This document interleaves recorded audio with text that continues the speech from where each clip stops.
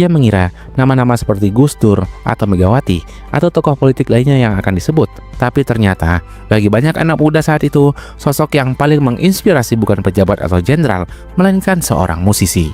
Majalah Times edisi Asia tahun 2002 menobatkannya sebagai salah satu Asian Heroes, sejajar dengan tokoh besar seperti Aung San Suu Kyi dan Pramudia Anantatur.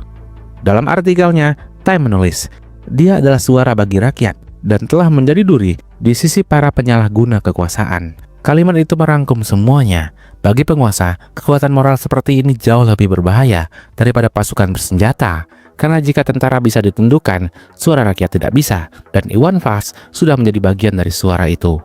Selama 2 dekade lebih, pemerintah mencoba membatasi langkahnya dengan larangan, sensor, pengawasan, bahkan bujukan. Namun, semuanya gagal total.